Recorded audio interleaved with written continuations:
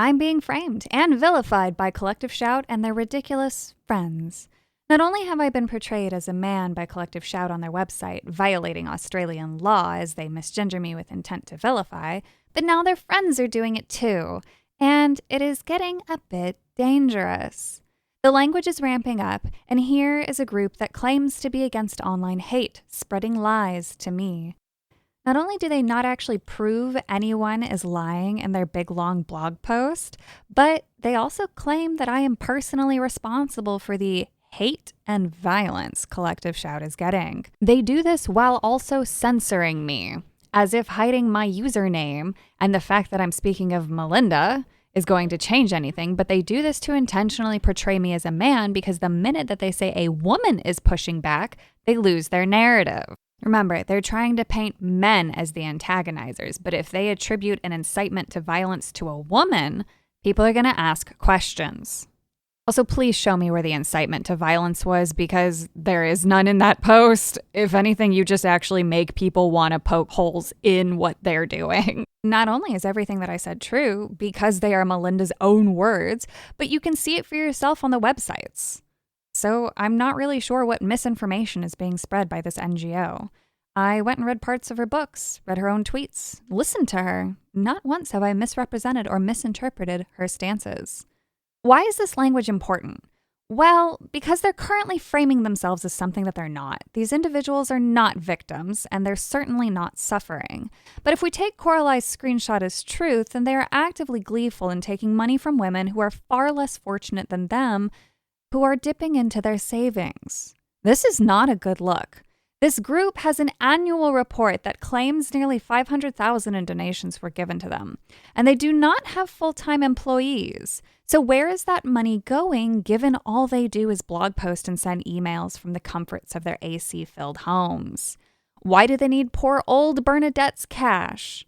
And how is that money going to stop me from continuing to post their own words? Either way, this is not something they should be boasting about. Collective Shout wants to portray me as a man, and that I am causing any perceived wrongdoings. Well, ladies, keep on doing it. It works out better in the end for me when you lie endlessly. And then you get your buddies to try to frame me as a man because it makes it all the more sweet in the end when people do get to see the truth. If they're willing to lie about me in such a small way, what are they willing to lie about in a much larger way? We already know that they lie about qualifications, they lie about adult games being marketed to 12-year-olds. Never once a lick of proof has ever been presented by them. And I certainly wouldn't be shocked if most testimonial they claim to hear is all lies and embellishment. I just can't take them seriously when they need to lie about someone like me. But it doesn't end there. Because I've been both busy with a kitten and sorting through my research that I've been doing for over the past year, they decided to poke the bear once more after a few days, and I'm more than happy to oblige.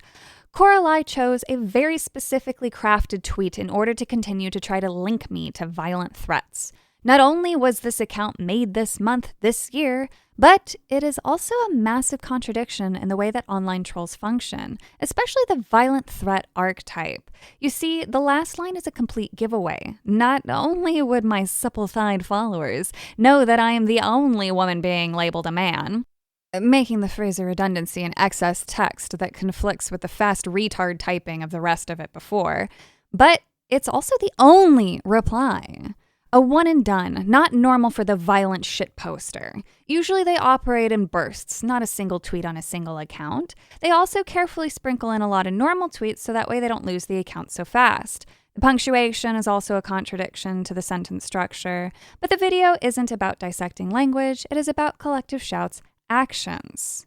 Now, I also gave this advice live, and it seems that, well, Collective Shout took it to heart because now they're honing in on yet another account that says Hail Savvy, that may or may not be them, that may or may not have been made recently, that is somehow possibly maybe posting something that might look a little mean. Unsure, don't care. Point being, they're intentionally choosing individuals or creating posts to reference me. But ladies, I do have some advice once again. If you're going to fake accounts, turn off the location data. I've seen a bit too many brand new accounts trying a little too hard, being a little too close to home for you.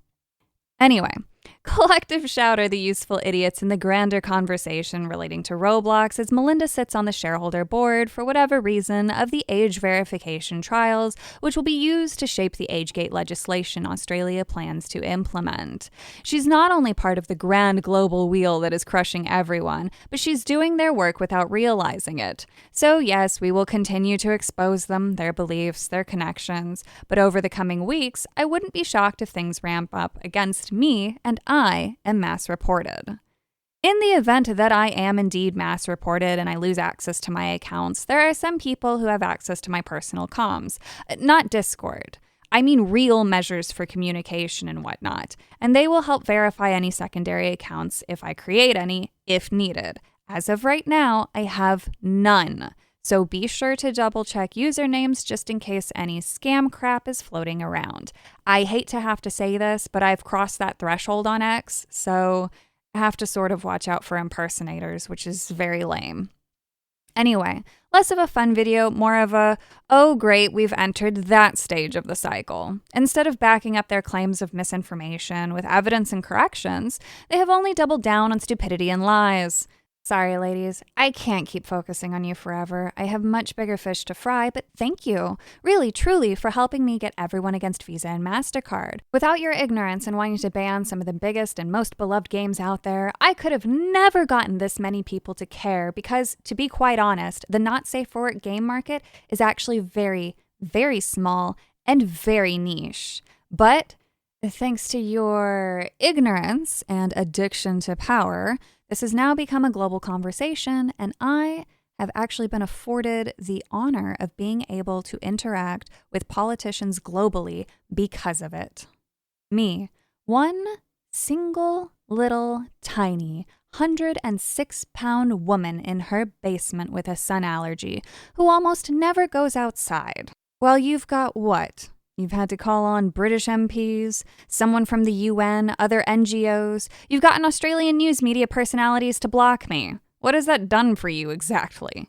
NCOS and you, Collective Shout, went from being ignored to having your social media presence now radioactive with your words shoved back at you. And your hypocrisies. Bonus meme! Wow! I got to report an individual to the UK authorities for the crime of misgendering me. Repeatedly, multiple times. And the only reason why I'm even bringing it up in this video is because they're directly related to Melinda of Collective Shout. I wonder if the police will, cause a little impedance upon her appearance. Who knows? But I do find it funny that all of the worst people in the world just default to calling me a man for the small, small crime of being a woman who disagrees. Since I can't get